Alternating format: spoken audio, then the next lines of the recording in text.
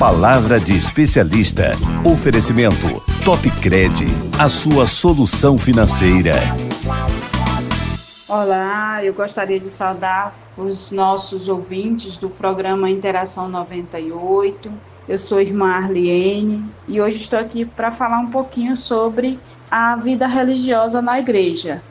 A vida religiosa na igreja, o nosso papel no processo de evangelização da igreja, nossa presença nas comunidades, nas diversas obras. O papel da religiosa dentro da igreja é isso, é estar presente, é ser presente, é ser instrumento de Deus na vida das pessoas, na vida da comunidade, é levar esse amor de Deus onde se faz necessário, é estar atuando nesse processo de evangelização e do conhecimento do amor de Deus. Algumas pessoas podem pensar e perguntar, mas assim, você se torna religiosa como? Como é que acontece? Vocês estão aí no meio do povo, como é que acontece esse processo?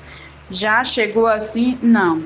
A gente passa por um processo de formação. Eu conheço uma irmã, desperta a curiosidade, essa irmã vai me acompanhar por um tempo, vai me falar sobre a vida religiosa, como é a rotina, o que é que ela faz, o que é que não faz, o que é que pode, o que é que não pode. E aí vai chegar um momento em que eu vou fazer uma experiência mais aprofundada, que a gente chama de uma experiência do Vinde Verde. Eu vou até a casa das irmãs, conheço mais de perto a vivência delas ali por um ano, que chamamos de aspirantado, depois mais um ano que é o postulantado, depois nós temos mais 2 anos que nós chamamos de noviciado, e aí nós professamos os votos, nós chamamos os votos simples, para depois desses votos simples, num tempo de maior aprofundamento, vivendo a missão dessa congregação que eu escolhi estar, onde eu escolhi estar, eu professar meus votos definitivos, que a gente chama de votos perpétuos. Resumindo um pouquinho do processo da formação de uma religiosa, é mais ou menos isso. E aí, que votos que a gente professa? Os votos de castidade, pobreza e obediência. E por que, irmão? O que quer dizer esses votos? Pobres como Cristo, castas como Cristo e obedientes como Cristo. Jesus Cristo foi casto, pobre e obediente. Então, nós religiosas também somos chamadas a viver a castidade em Cristo, a pobreza em Cristo e a obediência em Cristo. E aí, porque as pessoas às vezes confundem e acham que todas as congregações são iguais. Não, nós temos diferentes congregações com diferentes carismas e diferentes espiritualidades. Sempre esses carismas são voltados para o Evangelho, para a pessoa de Jesus Cristo. A espiritualidade, junto com a mística, também é sempre centrada no Evangelho, centrada nas Sagradas Escrituras, centrada na pessoa de Jesus Cristo, porque foi uma inspiração do Espírito Santo para o fundador, que é aquela pessoa que em um determinado tempo, em uma determinada época, ele sentiu essa inspiração do Espírito Santo, foi suscitado nele esse desejo de que Deus gostaria que tal obra fosse criada para tal finalidade. A Congregação das Filhas do Amor Divino nasceu num contexto de pós-revolução industrial, quando se precisava ter cuidado com as mulheres que eram mais frágeis, e a nossa fundadora, ela foi inspirada pelo Espírito Santo a fundar a congregação para cuidar das mulheres que vinham do campo para a cidade, atrás de trabalho, e muitas vezes estavam expostas ali ao perigo. Então, cada congregação tem um carisma diferente, tem uma missão diferente, parecidas sim, algumas até se confundem, mas sempre com um carisma diferente, com uma missão específica, com uma forma de ser diferente, a forma de vida diferente. E a gente vive a nossa vida na nossa rotina diária. Nós rezamos sempre, acordamos pela manhã, no início do nosso dia se inicia com oração, chamada oração das laudes. Nós temos meditação, que é a leitura e a meditação da palavra de Deus. Nós depois vamos fazer nossas atividades corriqueiras do dia a dia, mas nós também temos horário para estudo em comunidade e horário para estudo individual. horário para oração com a comunidade, que são as irmãs que estão ali presentes naquele local, mas também horário para a nossa oração pessoal, em que nós estamos a sós com Deus e nós vamos fazer esse momento de oração pessoal, nosso momento de estudo pessoal, sozinho ali, para refletir sozinhas com Deus, que é que Deus também pede de cada uma de nós.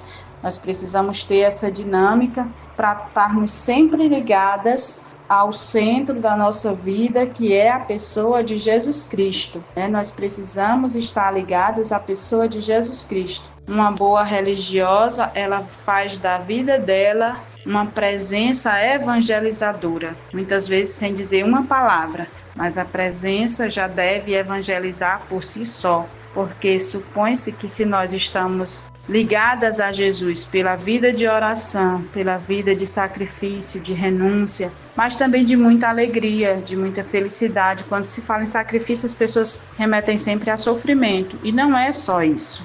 É uma vida de muita alegria, é uma vida de muita partilha, de muita unidade. Tem seus momentos de desavenças? Temos, nós somos pessoas humanas, né? Então, não dá para dizer que a gente não tem nossos momentos de desavenças, de opiniões diferentes, né? Em que nós não pensamos iguais, até porque somos pessoas únicas e irrepetíveis, mas uma riqueza muito grande de pensamento, de conhecimento e de cultura, que está ali em prol de um mesmo objetivo, que é tornar visível o amor de Deus. No caso das Filhas do Amor Divino, é o nosso carisma, tornar visível o amor de Deus no mundo. Aqui em Santa Cruz, nós estamos presentes nas pastorais, né, e nos movimentos. Atuamos junto com os nossos sacerdotes, com o Padre Vicente, Padre Nilton e Padre Aldo. Nós damos a nossa colaboração enquanto religiosas. Nós somos chamadas a ser presença de Deus no meio das pessoas, junto às pessoas. Então, esse é um pouco um resumo do que é a presença das religiosas no meio do povo. Também vocês sabem que existem as irmãs que chamamos as irmãs de clausura. São as irmãs que vivem nos carmelos, nos mosteiros, que têm uma vida mais contemplativa, que rezam um pouco mais, porque a missão delas é diferente da nossa. Nós somos chamadas as irmãs de vida ativa.